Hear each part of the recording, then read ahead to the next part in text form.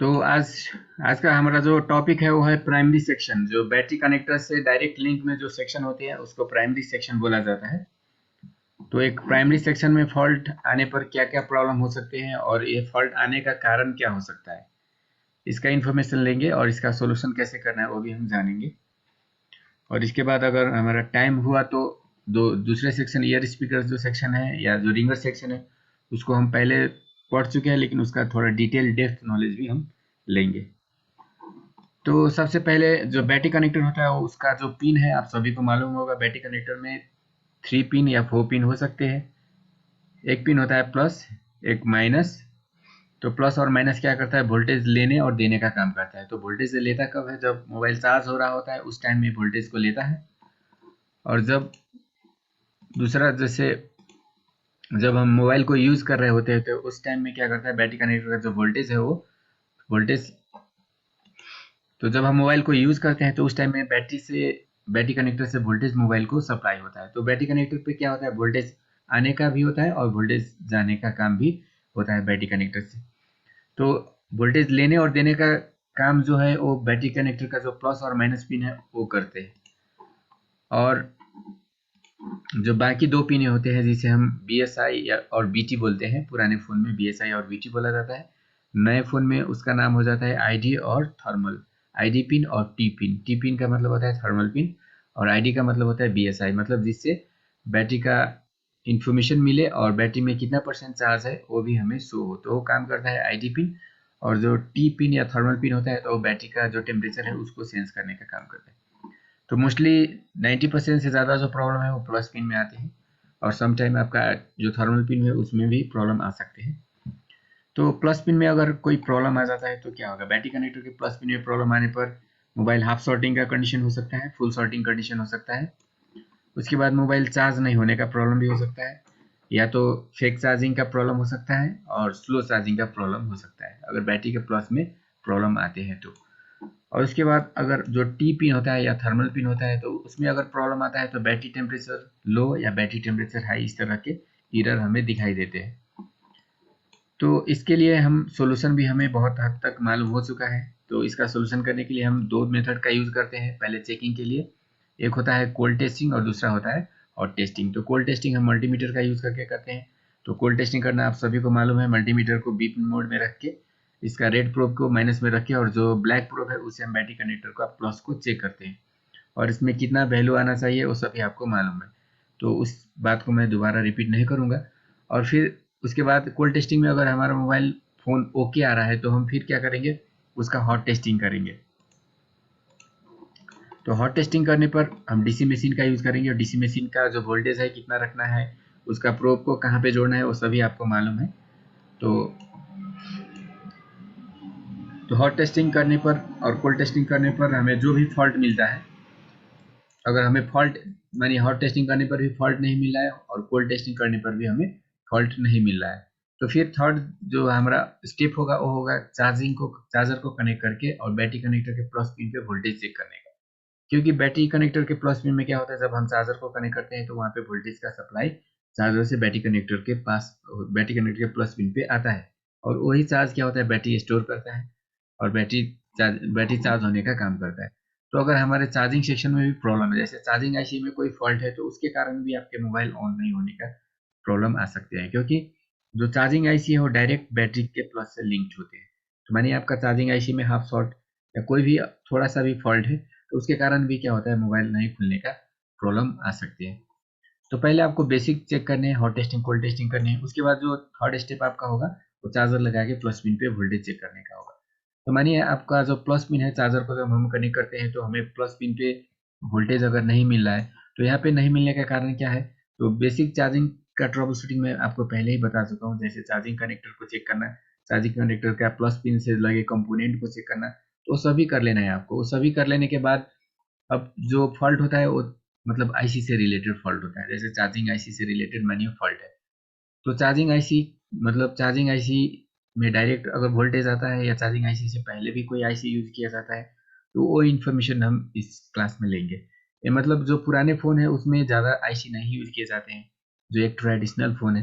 लेकिन अभी के जितने भी स्मार्टफोन आ रहे हैं, एम आई, ओप्पो, वीवो, और बहुत सारे सैमसंग इस तरह के जो फ़ोन आ रहे हैं, तो उसमें जो चार्जिंग का सिस्टम है थोड़ा चेंज कर दिया गया होता है।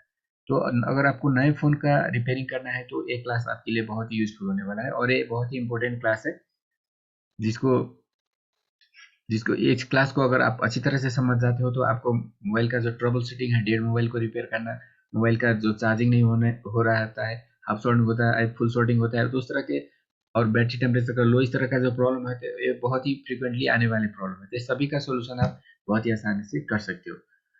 तो मानिए आपके चार्जिंग कनेक्टर पर वोल्टेज नहीं आ रहा है, आपने चार्जिंग कनेक्टर को भी चेक कर लिया, वो भी सही है, उसके कंपोनेंट भी बिल्कुल सही है, तो फिर प्रॉब्लम कहाँ होते हैं?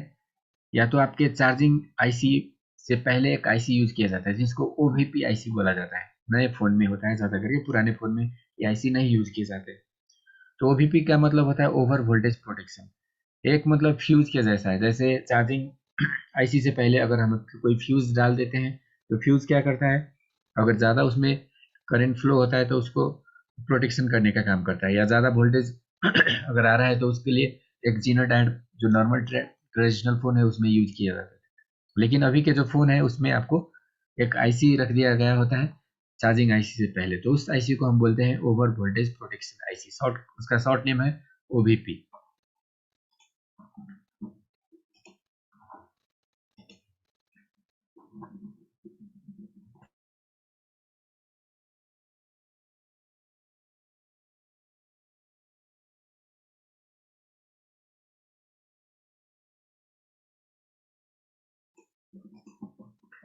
तो ये ओवीपी का कनेक्शन और जो चार्जिंग आईसी है उसका कनेक्शन किस तरह से बैटरी कनेक्टर के साथ किया गया होता है, इसका इंफॉर्मेशन, इसका सर्किट हम अब देखेंगे।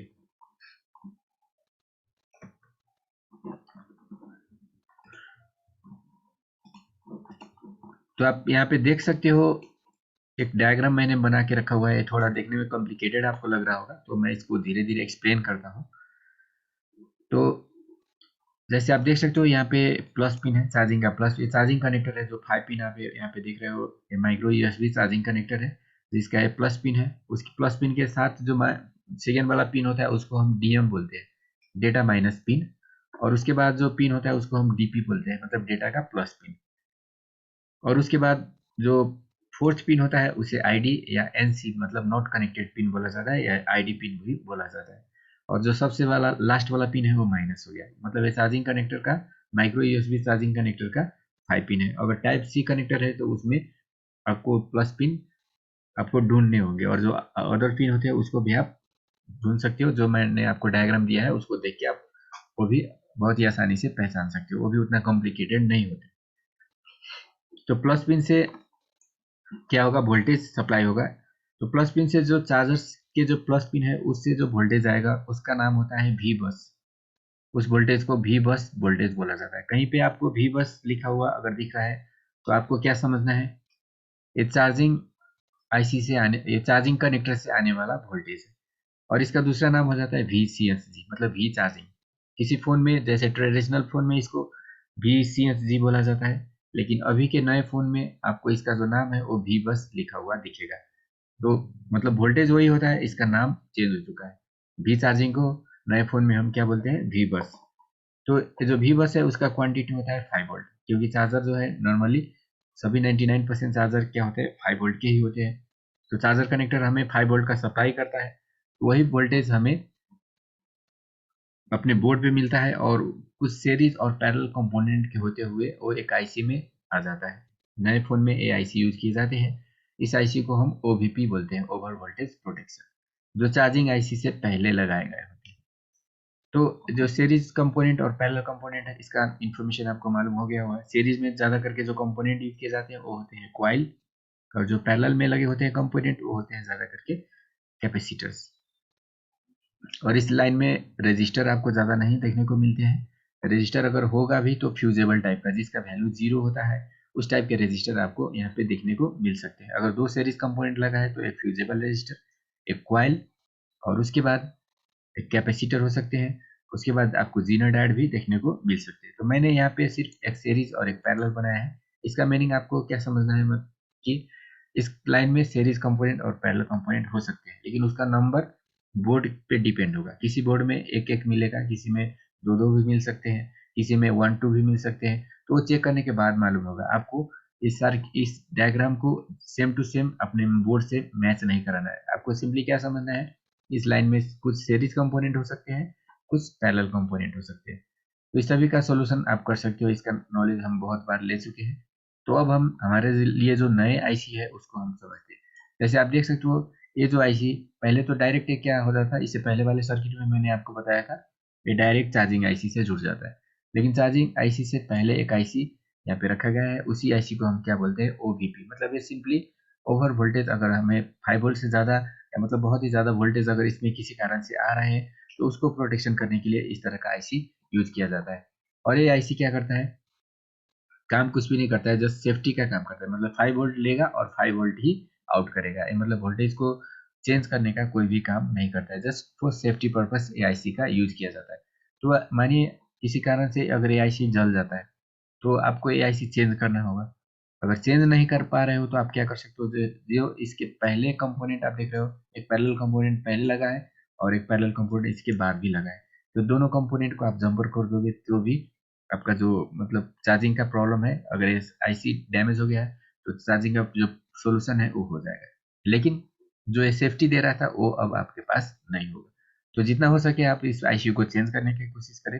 लेकिन अगर चेंज नहीं हो पा रहा है, आप आईसी को ढूंढ नहीं पा रहे हो, तो इस कंडीशन में आप क्या कर सकते हो, सिंपली दोनों को जंपर कर दोगे तो आपका सोल्यूशन हो जाएगा। तो ये सिंपली एक फ्यूज के जैसा आईसी है, इसीलिए इसका काम है ओवर वोल्टेज को प्रोटेक्ट करना। तो बोर्ड में ये आईसी कहाँ पे होते हैं मैं आपको थोड़ी ही देर में दिखाऊंगा, लेकिन इसके बाद का जो आईसी है उसको हम समझ लेते हैं। जैसे इसके बाद क्या है, चार्जिंग आईसी। तो कल मैंने आपको डीसी टू डीसी आईसी का इंफॉर्मेशन भी दिया था, उसका दूसरा नाम बीएम आईसी भी है, बीक्यू आईसी भी बोला जाता है। तो ए आईसी, इस जो चार्जिंग आईसी होता है नए फोन में इसी आईसी के अंदर डाल दिए गए होते हैं। तो ए आईसी क्या करेगा, मतलब डीसी टू डीसी आईसी का काम भी करेगा और उसके साथ साथ मोबाइल को चार्जिंग करने का काम भी करेगा। तो जो नए थोड़े मीडियम रेंज और जो हाई रेंज के एडवांस फोन, स्मार्टफोन होते हैं, उस सभी में आपको जो चार्जिंग आईसी है वो इसी डीसी टू डीसी आईसी में रखा हुआ मिलेगा। तो उसमें आपको ज़्यादा करके जो प्रॉब्लम है वो ओवीपी में आते हैं, क्योंकि इस आईसी के ये आईसी क्या कर देता है, जो चार्जिंग में आने वाले फॉल्ट है उसको रोक देता है और एक खुद से फॉल्ट हो जाता है। तो इस आईसी को आप जंपर कर दोगे तो भी आपका सोल्यूशन हो जाएगा। और इस आईसी को जंपर करने के बाद अगर फिर से फॉल्ट आता है फोन में, तब आपका जो डीसी टू डीसी आईसी है वो जाने का चांसेस रहेगा। तो इसको बचाने के लिए जो डीसी टू डीसी आईसी है, जिसके अंदर चार्जिंग आईसी का फंक्शन भी रखा गया होता है, तो उसको प्रोटेक्ट करने के लिए इसके आगे एक आईसी रखा जाता है। तो ज़्यादा करके अगर चार्जिंग का प्रॉब्लम आ रहा है, चार्जिंग नहीं आने का प्रॉब्लम, चार्जर के कनेक्टर पे 0 वोल्ट आने का प्रॉब्लम आ रहा है, तो ए आईसी कंपोनेंट अगर सही है तो ए आईसी जाने का बहुत ही 90% से ज़्यादा चांसेस रहते हैं। तो अब क्या करेगा, ये जो डीसी टू डीसी आईसी है वो क्या करेगा, अब वोल्टेज को कम करेगा, क्योंकि जो चार्जिंग आईसी है इसी के अंदर है। तो यहाँ पे जो 5 वोल्ट इसको मिल रहा था उसको क्या करेगा, स्विचिंग करके 4.2 से लेके 4.4 तक बना के और एक रेजिस्टर के होते हुए बैटरी के प्लस में दे देगा। तो इस तरह से चार्जिंग सेक्शन का जो सर्किट है यहाँ पे कंप्लीट हो जाता है। तो इस डीसी आईसी से के बाद जो वोल्टेज मिलेंगे, जो बैटरी कनेक्टर में जाने वाले वोल्टेज होंगे, उसको हम क्या बोलेंगे, वी वैट। मतलब बैटरी में जाने वाला वोल्टेज या बैटरी से आने वाला वोल्टेज। तो जब हम चार्जिंग कर रहे होते हैं तो आईसी डीसी आईसी से बैटरी, मतलब इसी लाइन से बैटरी के वोल्टेज में वोल्टेज सप्लाई किया जाता है। लेकिन जब हम चार्जर निकाल देते हैं तो उस कंडीशन में क्या होता है, जो बैटरी में वोल्टेज होता है वो फिर इसी लाइन से डीसी को सप्लाई होता है। मतलब इस लाइन से वोल्टेज, चार्जिंग के टाइम में वोल्टेज बैटरी को मिलता है, और जब हम चार्जर निकाल देते हैं तो बैटरी का जो वोल्टेज है वो फिर से डीसी को मिलने लगता है। क्योंकि डीसी का और भी बहुत सारे काम है, सिर्फ चार्जिंग का काम नहीं है इसका, इसका और भी बहुत सारे काम है। तो इसका, तो इसी आईसी से जो डायरेक्ट कनेक्टेड होते हैं, तो उस सभी लाइन को हम प्राइमरी बोलेंगे, क्योंकि ये क्या करेगा, बैटरी से डायरेक्ट लिंक होता है, और लाइन बैटरी से लिंक होने के कारण क्या होगा, ये सभी वोल्टेज आपका पहले ही जनरेट हो जाएगा। मतलब ये सभी सेक्शन को पहले ही वोल्टेज मिल जाएगा। ये मतलब स्टैंड, आप इसको क्या बोल सकते हो, स्टैंड बाई आईसी भी बोल सकते हो। स्टैंड बाई आईसी का मतलब क्या होता है, इस आईसी को ऑन करना नहीं होता है, ये पहले ही ऑटो ऑन होता है। जब आप यहाँ पे वोल्टेज सप्लाई करते हो, जैसे चार्जर दे रहे हो, तो भी ये ऑन होगा, और अगर चार्जर निकालते हो तो बैटरी के वोल्टेज से भी ये क्या होगा, ऑटो ऑन रहेगा। तो ये क्या ऑटो ऑन का मतलब होता है, ये क्या करेगा, चार्जिंग जोड़ने के टाइम भी या बैटरी जोड़ने के टाइम भी ये क्या करेगा, इतना वोल्टेज इस ये जो नीचे सेक्शन मैंने बनाया हुआ है ये सभी सेक्शन को दे रहा होगा। तो ये जो वोल्टेज आउट करेगा, जो दूसरे सेक्शन के लिए जिस सेक्शन को इस आईसी से वोल्टेज मिलता है, तो उस सेक्शन में जाने वाले जो वोल्टेज है उसको वीपीएस बोला जाता है, फेज वोल्टेज बोला जाता है। वीपीएस का मतलब हो गया फेज वोल्टेज। तो फेज वोल्टेज क्या होता है, जब बैटरी को हम जोड़ते हैं तो उसी टाइम में मिल जाता है, या जब हम चार्जर को जोड़ते हैं तो उसी टाइम में मिल जाता है। तो फेज वोल्टेज वीपीएस किस किस को मिलता है, चलिए देखते हैं। तो आप देख सकते हो फेज वोल्टेज यहाँ पे मैंने बनाया हुआ है। फर्स्ट लाइट आईसी, जैसे डिस्प्ले में लाइटिंग के लिए एक सेक्शन बनाया गया होता है, डिस्प्ले में ब्राइटनेस कम या ज़्यादा करने के लिए एक सेक्शन बनाया गया होता है, जिसको हम लाइट आईसी या लाइट ड्राइवर आईसी भी बोलते हैं। तो उस आईसी में जो वीपीएस है उसका वोल्टेज सप्लाई होता है।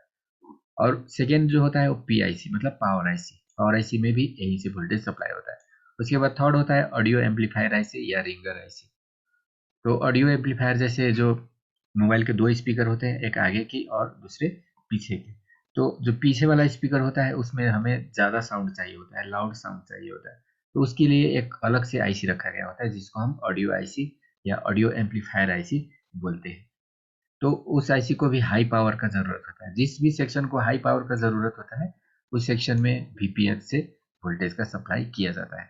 तो पुराने फ़ोन में डीसी आईसी नहीं था, तो मतलब ये जो वोल्टेज है वो डायरेक्ट बैटरी से सप्लाई होता था, और इस डीसी आईसी के जगह पे एक चार्जिंग आईसी लगाया गया होता है। तो चार्जिंग आईसी वीपीएस को नहीं बनाता था, लेकिन नए फ़ोन में जो डीसी आईसी है उसमें चार्जिंग आईसी भी है, अब प्लस वो डीसी टू डीसी आईसी भी है। तो ये वीपीएस, ये जो वोल्टेज बनाएगा तो उसको हम क्या बोलेंगे, वीपीएस वोल्टेज बोलेंगे। तो इस तरह से वीपीएस वोल्टेज सभी सेक्शन को जाएगा। उसके बाद ये ब्लूटूथ वाईफाई सेक्शन को भी जाएगा, क्योंकि नेटवर्क, किसी भी नेटवर्क सेक्शन में जो सिग्नल का ट्रांसमिशन होता है या रिसीविंग होता है, तो उसके लिए हाई वोल्टेज का, उस आईसी को हाई वोल्टेज का जरूरत होता है। तो उसके लिए भी मतलब ये वीपीएस लाइन से वोल्टेज सप्लाई जाएगा। उसके बाद जो मोबाइल का नेटवर्क सेक्शन होता है, नेटवर्क आईसी होता है, तो उस आईसी को भी यहाँ से वोल्टेज सप्लाई किया जाता है। तो इस तरह से इस सभी सेक्शन को, जो वीपीएस का लाइन है या जो डीसी डीसी आईसी है, उससे सभी सेक्शन को वोल्टेज का सप्लाई किया जाता है। और इसका जो अमाउंट होता है वो होता है 3.7 टू 4.4, मतलब बैटरी का जितना वोल्टेज होगा उतना ही वोल्टेज वीपीएस सप्लाई करेगा। तो अगर इस सभी सेक्शन में से किसी भी सेक्शन में हाफ शॉर्ट या फुल शॉर्ट अगर होता है तो क्या होगा, तो हमारा जो डीसी टू डीसी आईसी है वो लीकेज करने लगेगा। तो आपको, अगर आप बैटरी के प्लस में अगर आप चेक करते हो तो आपको मानिए यहाँ पे क्या मिल रहा है, यहाँ पे आपको फुल शॉर्टिंग मिल रहा है। तो फुल शॉर्टिंग मिलने का मतलब होता है, या तो आपका ये जो लाइन है बैटरी से जुड़ा हुआ लाइन, डायरेक्ट जुड़ा हुआ लाइन, उस लाइन में फॉल्ट होता है। इस लाइन में बैटरी के प्लस से आपको, बैटरी के प्लस के साइड में ही आपको कुछ डायोड मिलेंगे और कुछ कैपेसिटर भी मिलेंगे, और उसके बाद ये डीसीआईसी मिलेंगे। तो वो डायोड, कैपेसिटर या जो डीसीआईसी है ये सभी फॉल्टी है, तो आपका जो मोबाइल है वो फुल शॉर्ट दिखाएगा।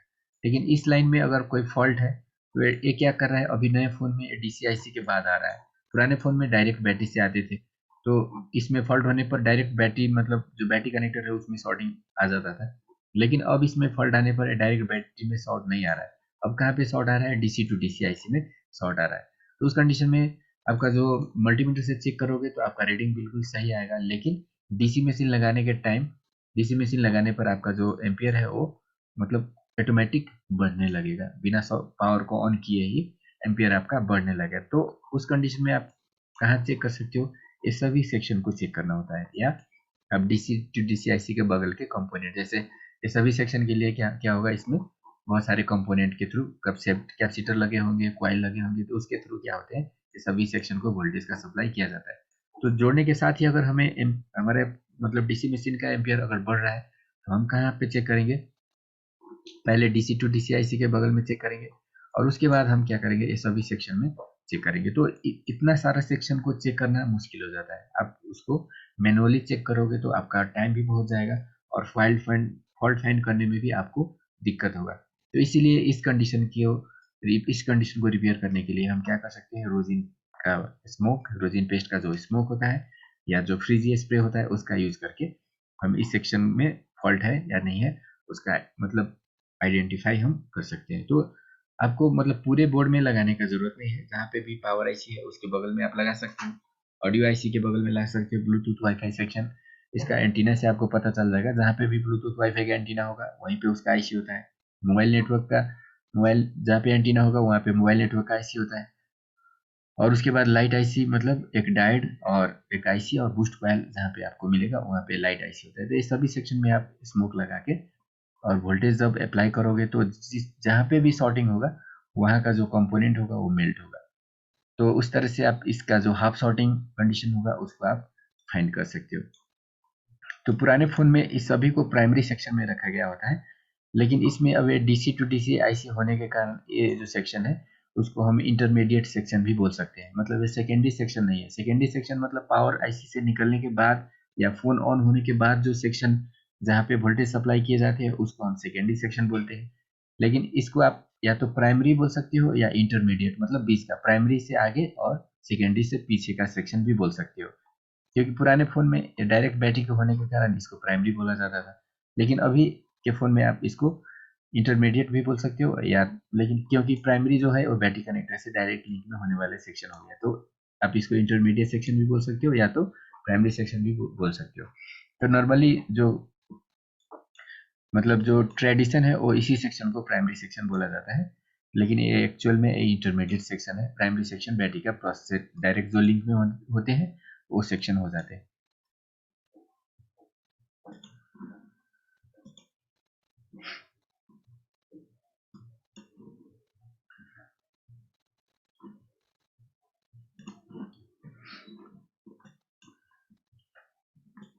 तो चलिए अब फेक चार्जिंग मानिए अगर हमारे फ़ोन में फेक चार्जिंग का प्रॉब्लम आ जाता है तो फेक चार्जिंग का हम सॉल्यूशन कैसे करेंगे।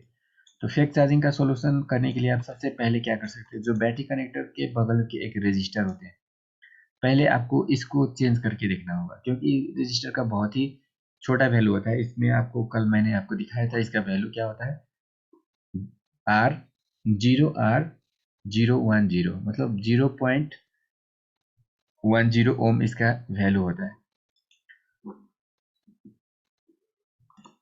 तो ये बहुत ही छोटा रजिस्टर होता है और इसको करंट सेंसिंग रजिस्टर भी बोला जाता है। इसमें फॉल्ट आने के कारण भी क्या हो सकता है, आपका जो फॉल्ट फेक चार्जिंग या जो मतलब स्लो चार्जिंग है उसका प्रॉब्लम आ सकता है। तो पहले आपको ये रजिस्टर को चेंज करना होगा।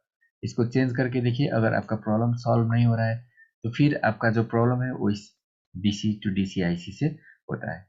तो डीसी टू डीसी आईसी से डायरेक्ट नहीं होके वो कारण, उसका कारण क्या हो सकता है, इस ये जो और अदर सेक्शन है जो डीसीआईसी से कनेक्टेड सेक्शन है, इस सेक्शन में हाफ शॉर्टिंग होने के कारण भी आपका स्लो चार्जिंग या फेक चार्जिंग हो सकते हैं। क्योंकि यहाँ पे जब हाफ शॉर्टिंग होगा तो लोड डीसीआईसी में पड़ेगा और जो मतलब जो हमारे चार्जिंग से वोल्टेज आ रहा होगा वो सभी इसके जो हाफ शॉर्टिंग है उसके कारण उसका जो क्वांटिटी है या उसका जो अमाउंट है वो घट के बैटरी का प्लस को मिलेगा, तो उसके कारण भी हो सकते हैं। तो अगर स्लो चार्जिंग फेक चार्जिंग अगर आपके फ़ोन में आ रहा है तो पहले आपको हाफ शॉर्टिंग अगर फ़ोन में है तो उसको हटाना होगा। जब तक आप हाफ शॉर्टिंग को नहीं हटाओगे तब तक आपका जो फेक चार्जिंग या वोल्टेज नहीं आने का जो प्रॉब्लम है उसका सॉल्यूशन नहीं हो सकता। तो पहले आपको इस सभी सेक्शन को चेक करना है और इसको इसमें जो हाफ शॉर्टिंग है उसको निकाल देना है। उसके बाद ही आपका जो अदर चार्जिंग से रिलेटेड अदर प्रॉब्लम को आप सॉल्यूशन कर सकते हो। तो इसमें सिर्फ आपको 3 जगह पर चेक करना है। पहले अगर हाफ शॉर्टिंग मिला है तो इस अभी सेक्शन को चेक कीजिए, हाफ शॉर्टिंग को निकालिए। हाफ शॉर्टिंग निकालने के बाद भी अगर वही स्लो चार्जिंग फेक चार्जिंग है तो फिर ये रजिस्टर को चेंज कीजिए, और इतना करने के बाद भी नहीं हो रहा है तो लास्ट जो ऑप्शन है वो आप डीसी टू डीसीआईसी को चेंज कर सकते हो। लेकिन अगर वोल्टेज नहीं आ रहा है तो आपका जो ओवीपी है उसका भी फॉल्ट हो सकता है। ओवीपी मतलब ओपन हो जाने पर आपका जो चार्जर वोल्टेज सप्लाई करेगा वो इसको नहीं मिलेगा और इसके कारण भी आपको यहाँ पे 0 वोल्ट और अदर सेक्शन में 0 वोल्ट देखने को मिलेगा।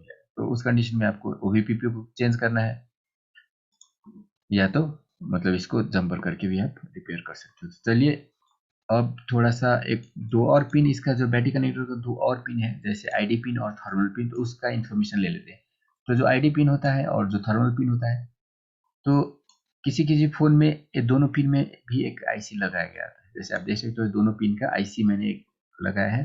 तो इस आईसी को फ्यूल गेज आईसी बोला जाता है। मतलब ये क्या करता है, बैटरी का टेम्परेचर को सेंस करता है, बैटरी का जो परसेंटेज है, चार्जिंग परसेंटेज है उसको सेंस करता है, और उसी इंफॉर्मेशन को ये पावर आईसी को डिलीवर करता है, जिससे पावर आईसी फिर सीपीयू को दे देता है, और सीपीयू हमें जो मोबाइल का टेम्परेचर है, बैटरी का टेम्परेचर है, और जो बैटरी का चार्जिंग परसेंटेज है वो हमें शो कर देता है।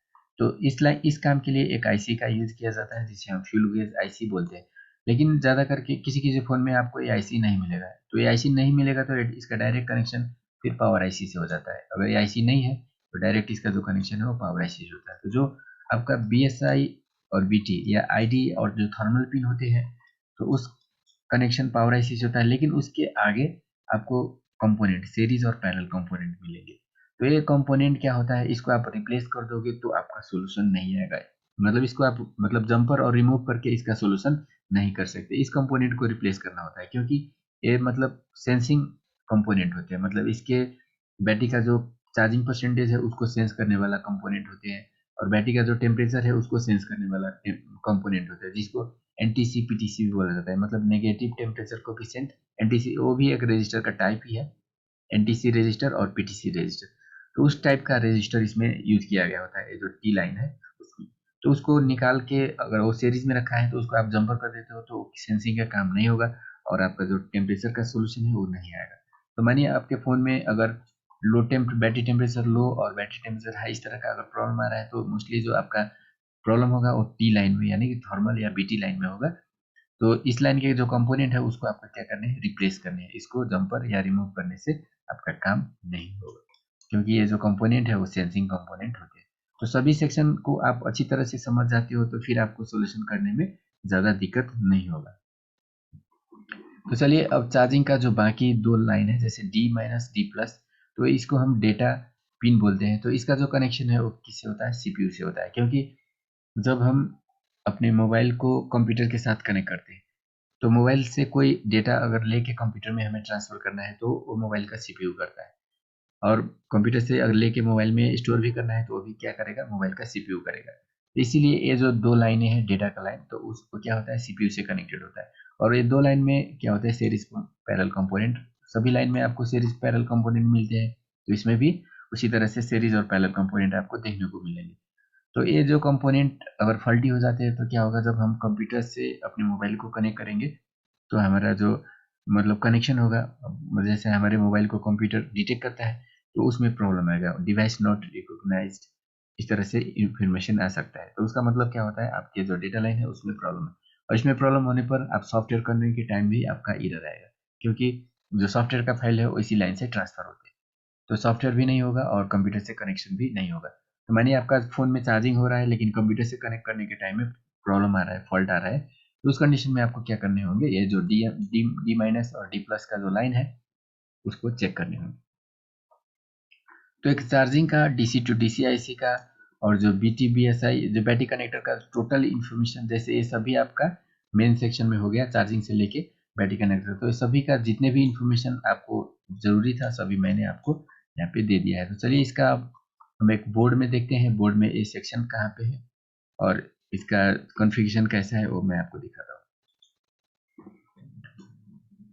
तो आप सबको स्कीमेटिक दिख रहा होगा, ये बोर्ड दिख रहा है आप सबको।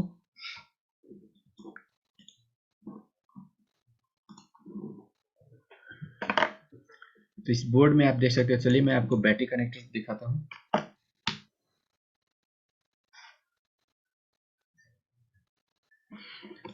तो सबसे पहले हम चलते हैं अपने बैटरी, यहाँ पे देख सकते हो ये है बैटरी कनेक्टर।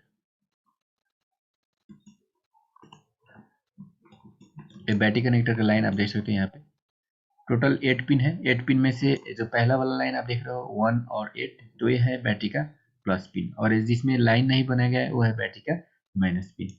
उसके बाद सेकेंड वाला लाइन है, तो सेकेंड वाला लाइन क्या है और थर्ड वाला लाइन क्या है, चलिए मैं आपको दिखाता हूँ। नीचे यहाँ पे एक आप यहाँ पे देख सकते हो, जैसे इसका कलर आप देख लीजिए पहले। सेकेंड वाला लाइन का कलर क्या है, 2 और 7 इसका नंबर है, तो इसका कलर है पर्पल, और जो थर्ड वाला है वो है ब्लू। तो पर्पल का नाम क्या है और ब्लू का नाम क्या है, चलिए मैं आपको दिखाता हूँ। तो यहाँ से आप देख सकते हो पर्पल का नाम है बैटरी कनेक्टर आईडी, मतलब बैटरी कनेक्टर का आईडी पिन या बीएसआई पिन, और जो ब्लू वाला है डार्क ब्लू वाला उसका नाम है बैटरी थर्मल पिन, यानी कि बैटरी का टेम्परेचर पिन। तो बैटरी कनेक्टर का पिन को आप आइडेंटिफाई कर चुके हो। तो सबसे जो हमारा इम्पोर्टेंट है और सबसे ज़्यादा प्रॉब्लम आने वाला जो पिन है वो है हमारा +1 और 8 नंबर का पिन। तो इसमें चलिए देखते हैं वोल्टेज कहाँ से आ रहा है। मतलब इस दोनों का कनेक्शन यहाँ पे आप देख सकते हो, एक टिप बना हुआ है।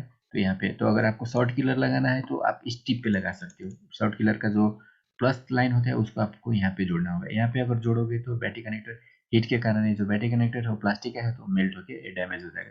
तो अगर आपको शॉर्टिंग निकालना है फ़ोन में तो माइनस को आप कहीं पे जोड़ सकते हो, लेकिन जो डीसी मशीन या जो शॉर्ट किलर का प्लस है उसको आपको इस टिप में लगाना है।